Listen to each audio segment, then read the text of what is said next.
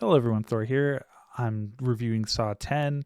It's the 10th movie. I guess they're counting Spiral as the ninth. I would have reviewed this when it first came out, but I was in Vegas for a convention and I was going to go see it, but I actually went and did the Saw Escape Room, which is a great experience. Highly recommend it if you've never done it or if you ever have a chance and you're in Vegas.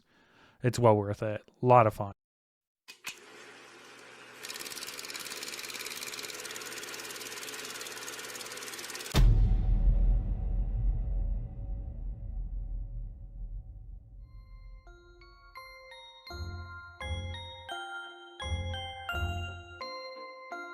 They kind of wrote themselves into a corner with killing Jigsaw in the third movie, flashbacks, but in this one, it takes place between the first and second, so it's almost like a requel, which is, the popular thing to do now. I have to say, though, this one's pretty good.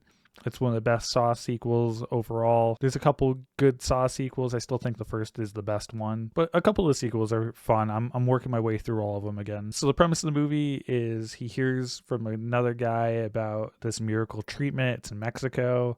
One sketchy van ride later, he gets the treatment done and he quickly figures out he got scammed out of a lot of money. So these people are awful. They're scamming, the sick, the worst of the worst. And that's what's interesting about this is like the first movie where Jigsaw is pretty much the main character. Usually one of the survivors are pretty much the protagonist, but this one, it's definitely Jigsaw's movie. Tobin Bell's at his best as Jigsaw in this one. He's usually always pretty good, but he was definitely really, really good in this one. And they always try to make you understand his code or not think Jigsaw's as bad as he is. I mean, I think sometimes he definitely is, and sometimes the people he's torturing, it's like, oh, what was it really that bad? Like, did it like need to be tortured this way that badly? And it's like, oh, you forgot to pay a parking ticket one time, so here, you saw your arm off. But these people are the lowest of the low. Some people, one girl just kind of in the wrong place at the wrong time, but everyone here, they're pretty terrible. The traps are, it's a medical facility, so you can just imagine what kind of traps there are. They definitely use a bunch of medical tools, which is pretty brutal. The gore is there. Again, the traps are a big draw for this, and they're definitely interesting. They're definitely different.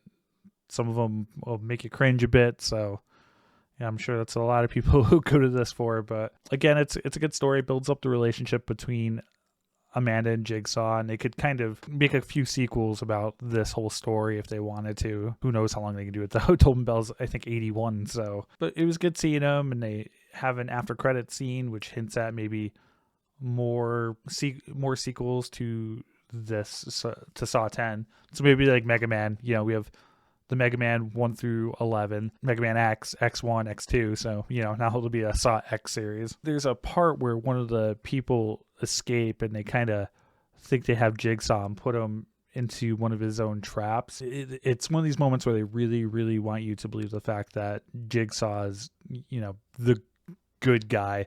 I was sitting there and stand up. I'm like, I don't know who I'm supposed to be cheering for. I mean, I get who the movie wants me to be cheering for, but it's like, I guess I'm cheering for the serial killer instead of these worse people, lesser of two evils, I guess. Because Saw's in a weird place. In Halloween, Friday the 13th, most of those movies are kind of dumb, so you always cheer for the, slasher. They're just like fun, cheesy. But like the Saw movies have been more cerebral.